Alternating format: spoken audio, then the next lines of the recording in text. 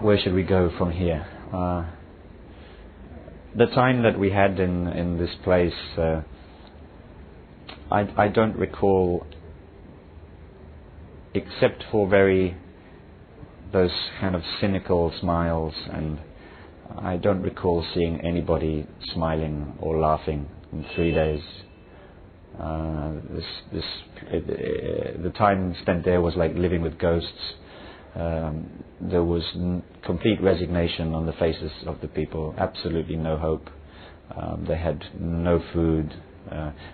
Some remaining livestock, they're not in a position to be able to harvest their crops, whatever they might have had once, because the Lao troops have artillery, mortars around. If you go near there, you're shelled and either killed or wounded. Most of their time is spent foraging in the forest for firewood and for tree roots, wild cassava to eat.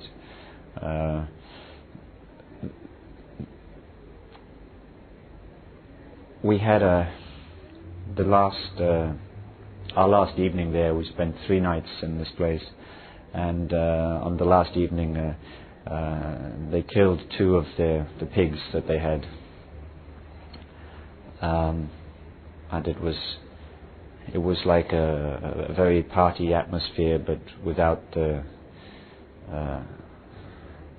joy. A very somber celebration.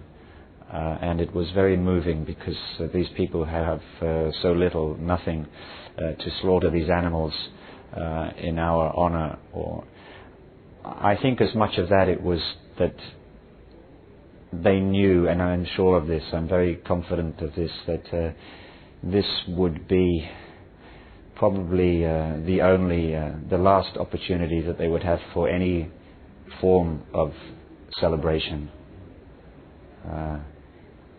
Perhaps one of the few chances that they've had in many, many, many years for any such anything close to festivity. But it was more like a wake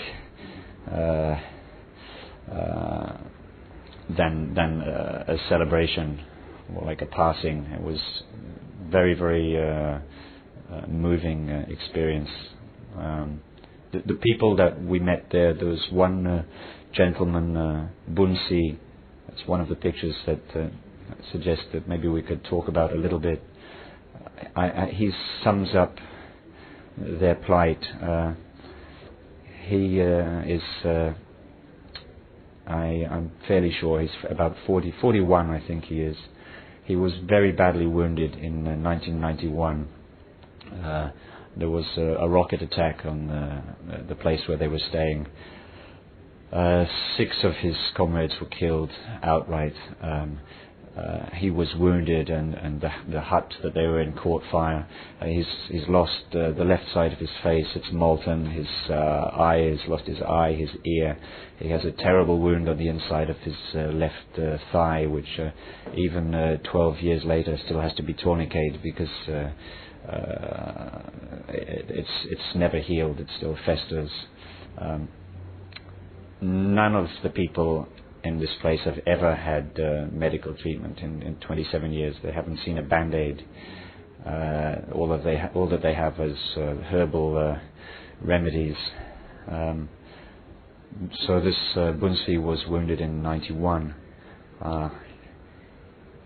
He's since married with several children. A few years ago, the Lao troops overran the place where they were. He and most of the people managed to escape.